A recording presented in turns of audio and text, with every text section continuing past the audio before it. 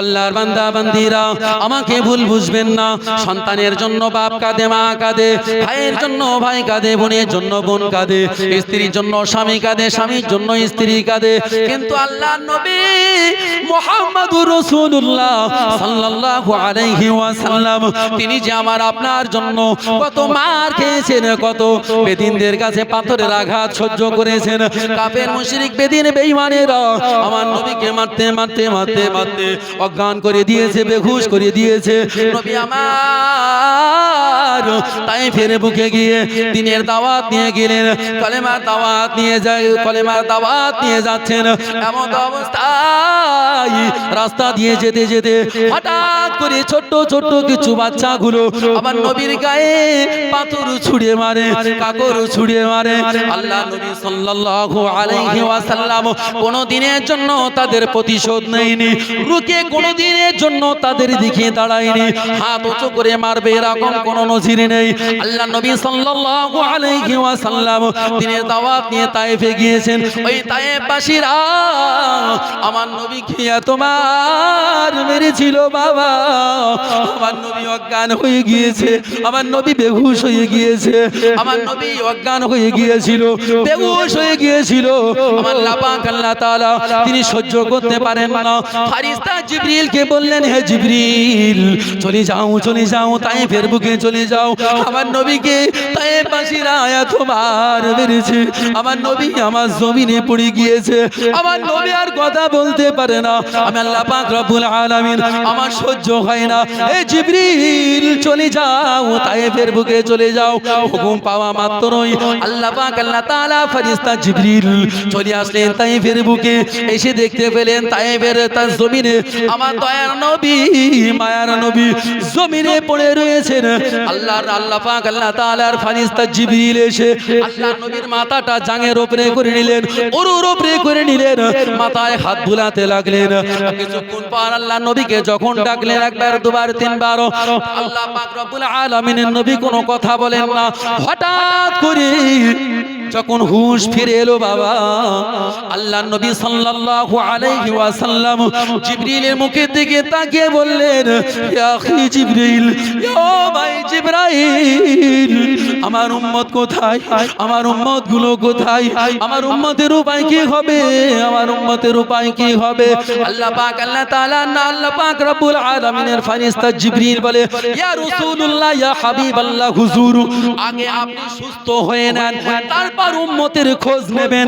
আল্লাহর নবী বলেন, ইয়া আখি জিবরাইল, ও ভাই জিবরাইল, না না, আমার উম্মতের জন্য বড় চিন্তা হয়, আমার উম্মতের জন্য বড় আফসোস হয়। আমি নবী মুহাম্মদুর রাসূলুল্লাহ সাল্লাল্লাহু আলাইহি ওয়াসাল্লাম, আমার উম্মত ছাড়া আমার কিছু ভালো লাগে না। কি নবী অজ্ঞান হয়ে গেছে, বেহুশ হয়ে গেছে, নবী হুশ ফিরেছে, ফিরেই বলছে, ইয়া হাবলি উম্মতি, ইয়া আখি জিবরাইল, ও ভাই জিবরাইল, আমার উম্মতেরা কোথায়? ফেরেশতা জিবরাইল বলছে, ইয়া রাসূলুল্লাহ, ইয়া হাবিবাল্লাহ, হুজুর আপনি আগে সুস্থ হয়ে নেন, তারপর উম্মতের খোঁজ নেবেন।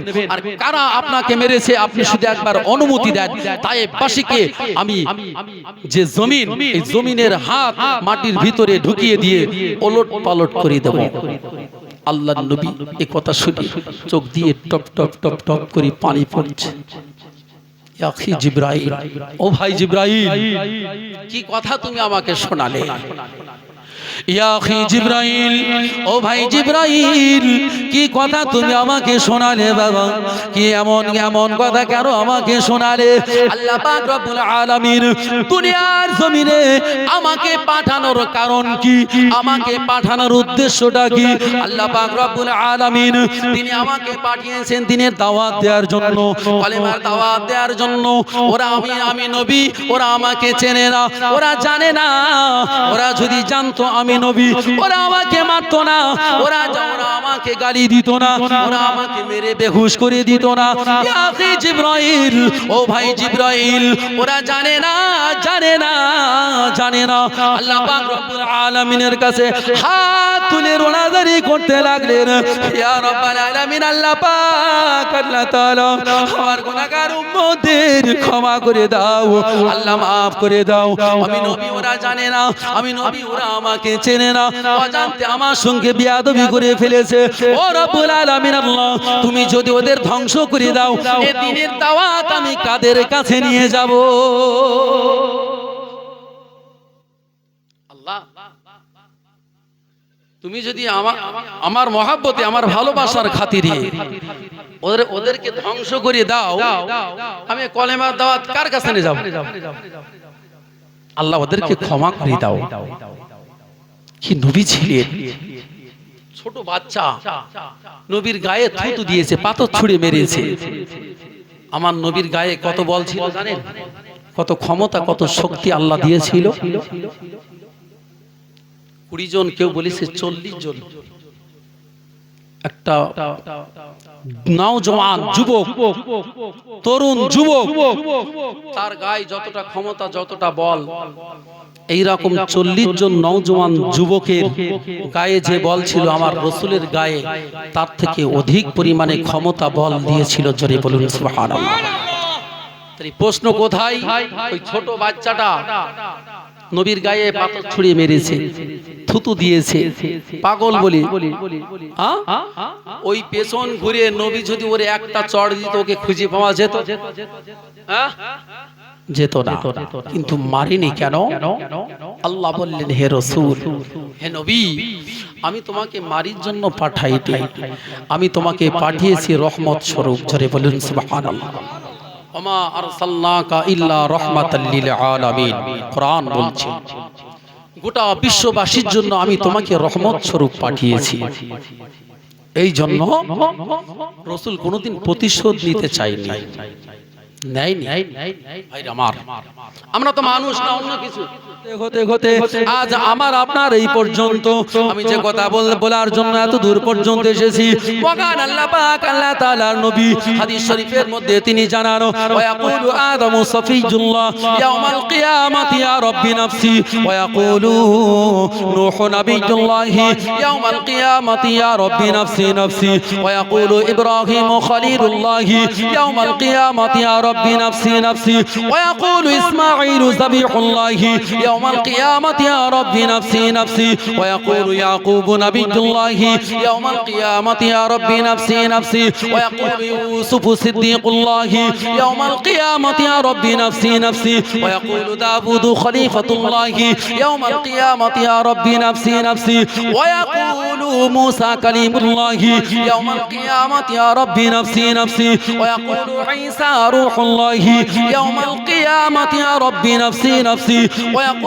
محمد رسول الله يوم القيامة يا ربي هب لي أمتي أمتي। জোরে বলুন সুবহানাল্লাহ, আরো জোরে বলুন সুবহানাল্লাহ।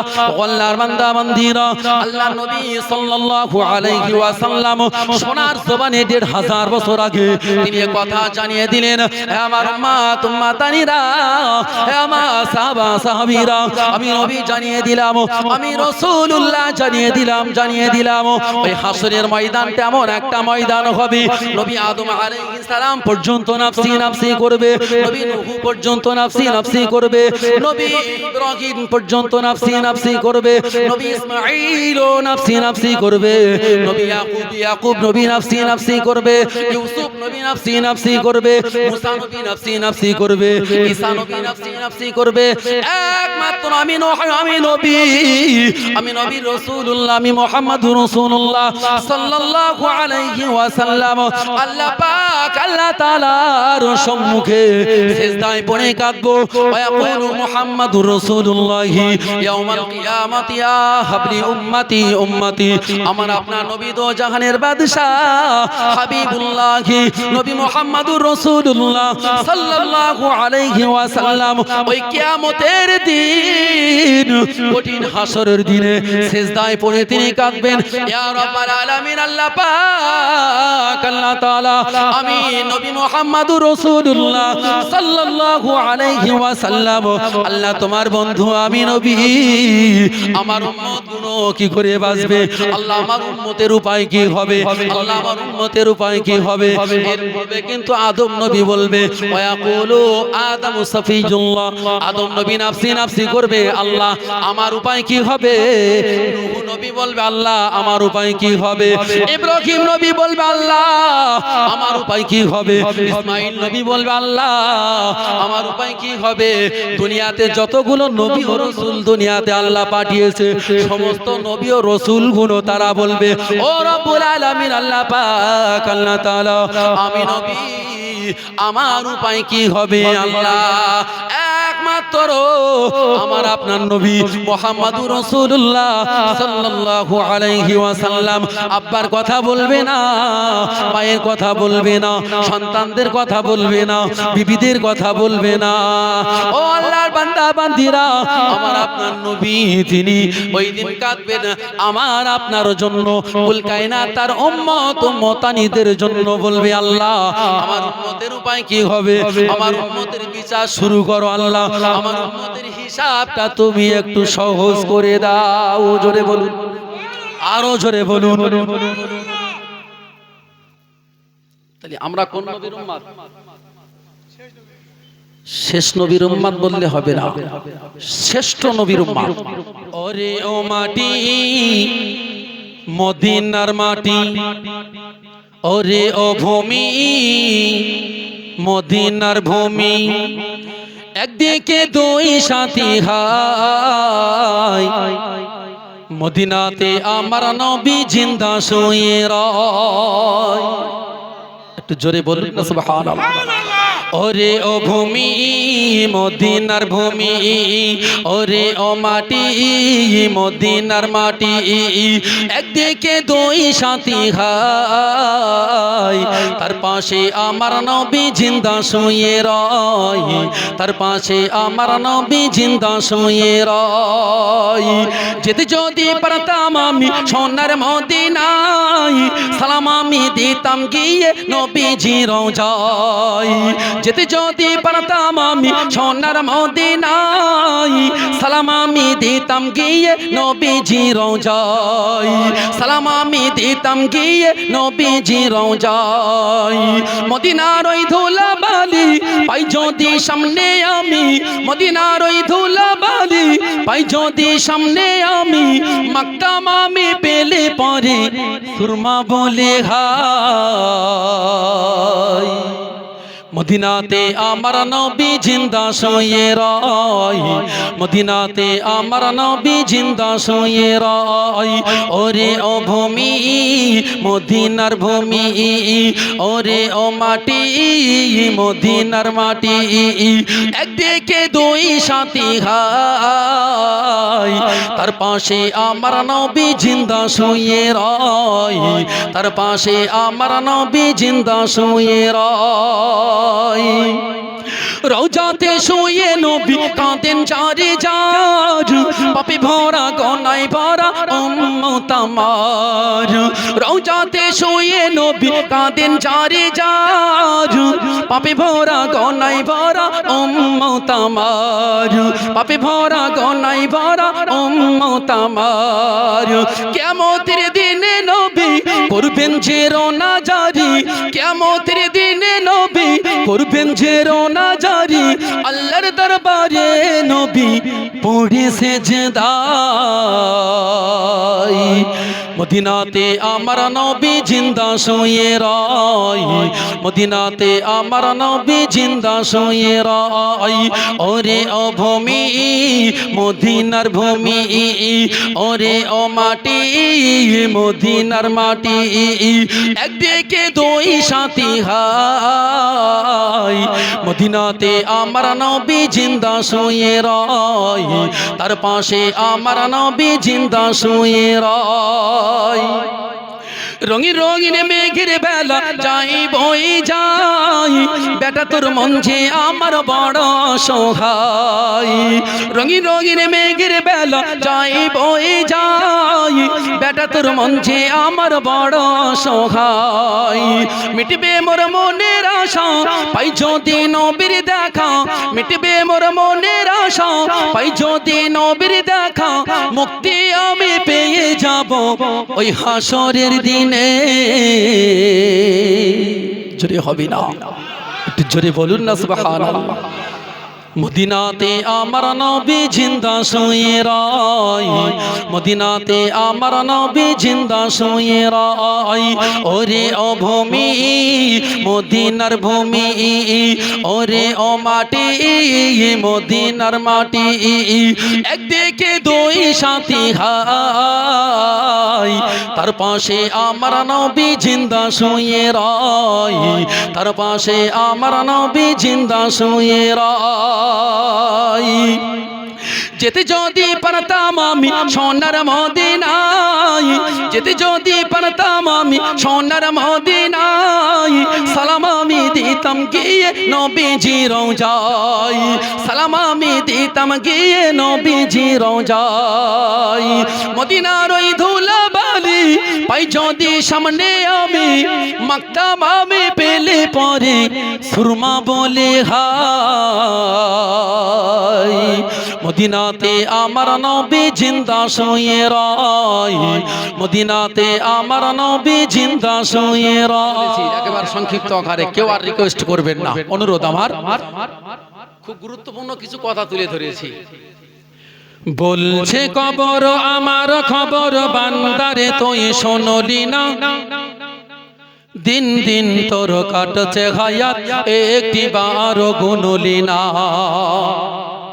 দুনিয়ায় আসার আগে মায়ের পেটে ছিলাম ওখান থেকে দুনিয়ায় এসেছি এখান থেকে আমাদের আবার একটা জগতে যেতে হবে জগৎটার নাম কবর সেই কবর বলছে বলছে কবর আমার খবর বান্দারে তুই শুনলি না বলছে কবর আমার খবর বান্দারে তুই শুনলি না দিন দিন তোর কাটছে হায়াত একটি বার গুনলি না দিন দিন তোর কাটছে হায়াত একটি বার গুনলি না বারে বারে দেখে আমার সেই চোখেতে চিনিলি না কবর বলছে কবর বারে বারে দেখে আমার সেই চোখেতে চিনিলি না বারে বারে দেখে আমার সেই চোখেতে চিনিলি না দিন দিন তোর কাটছে হায়াত একটি বার গুনলি না দিন দিন তোর কাটছে হায়াত একটি বার গুনলি না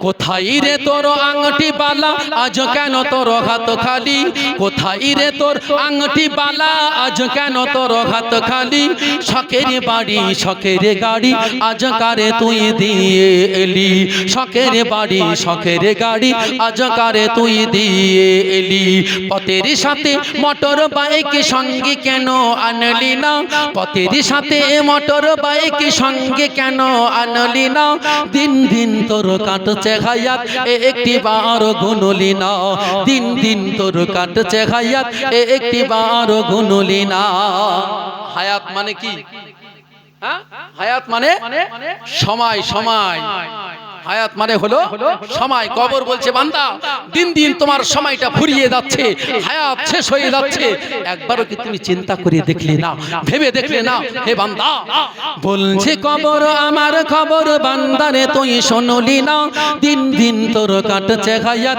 একটি বার গুনলি না দিন দিন তোর কাটছে হায়াত একটি বার গুনলি না উপর নিচে আগে পিছে দেখবি শুধু মাটি মাটি উপর নিচে আগে পিছে দেখবি শুধু মাটি মাটি নাই রে সে তাই খাট গদি নাই রে পাংখা নাই বাতি নাই রে সে তাই খাট গদি নাই রে পাংখা নাই বাতি নাই রে দরজা নাই রে জানালা দেখবি শুধু আন্ধারি নাই রে দরজা নাই রে জানালা দেখবি শুধু আন্ধারি নাই রে বিবি নাই রে টিভি নাই রে সাদের বন্ধুরা নাই রে বিবি নাই রে টিভি নাই রে সাদের বন্ধুরা কবর বলছে বান্দা দুনিয়াতে তোমাকে থাকতে এক ভালো লাগে না, এই বান্দা আমি কবর আমার ভিতর এমন একটা জায়গা, আমার কোনো দরজা নাই, আমার কোনো জানলা নাই, আমার ভিতরে কোনো বিছানা নাই,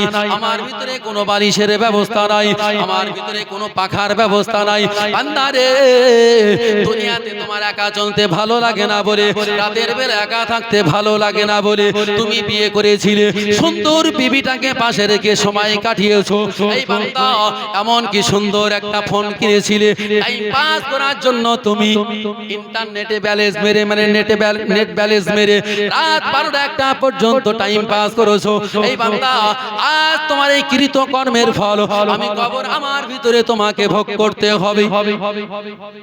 কবর বলছে একা থাকতে ভালো লাগে না বলি কবরের ভিতরে কি একটা ফোন দেবে দেবে দেবে না?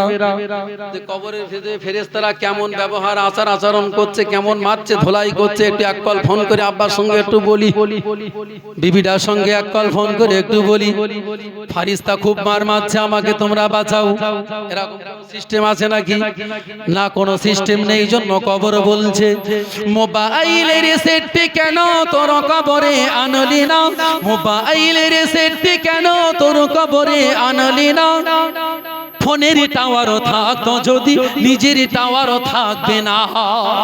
কবর এমন একটা জায়গা, যদিও তোমার পরীক্ষা করার জন্য তোমার কবরের ভিতরে একটা ফোন রেখে আসে, ফোনের টাওয়ার থাকাটা সম্ভব, কিন্তু ফারিস্তা তোমার এই কর্মের জন্য এত মার মারবে তোমার টাওয়ার আউট হয়ে যাবে, তোমার টাওয়ার আউট হয়ে যাবে। ভাইরা মা সাবধান হয়ে যা, ফোন ফোন করি তো এখন পাগল, তাই লিখেছি মোবাইলের সেটটি কেন তোর কবরে আনলি না, মোবাইলের সেটটি কেন তোর কবরে আনলি না, ফোনের টাওয়ারও থাকতো যদি নিজের টাওয়ারও থাকবে না, ফোনের টাওয়ারও থাকতো যদি নিজের টাওয়ারও থাকবে না, টেলিফোনের তারটি কেন, টেলিফোনের তারটি কেন তোর কবরে টানলি না, ফলটি কেমন পাবি রে তুই বলতে কারো পারবি না, ফলটি কেমন পাবি রে তুই বলতে কারো পারবি না। ফেরেশতা তোমার সঙ্গে কি এমন ব্যবহার করছে এটা কারোর সঙ্গে বলতে পারবে না। এক কল ফোন করি, দুনিয়ায় একটু কষ্ট হলে সুখ দুঃখের কথা মেয়ে ফোন করে, মা তোমার জামাই খুব অত্যাচার করছে, আমার শাশুড়ি একদম ভালো না, একটু তাবিজ টাবিজ করো দিন যাতে আমার কথা শোনে। ফোন করে বলে সুখ দুঃখের কথা, বলে না বলে না বলে, কিন্তু কবরের ভিতরে ফেরেশতা যখন মারবে, মার আরম্ভ করবে, তখন কি এক কল ফোন করে বলা যাবে? সম্ভব? সম্ভব না। ভাইরা আমার সাবধান হয়ে যান। দেখেন হেদায়েত পৃথিবীর কোন মানুষের হাতে না, হেদায়েত হলো আল্লাহর হাতে। আল্লাহ যাকে পছন্দ করে, যাকে ভালোবাসে, তাকে সঠিক রাস্তা দেখায়। বলার উদ্দেশ্য মানুষ হলো ওসিলা। আজকের এই জলসা থেকে এমন কিছু শিক্ষা আমরা নেব যে শিক্ষাটা আমাদের জীবনে দুনিয়াতেও কাজে লাগবে, আখিরাতেও কাজে লাগবে।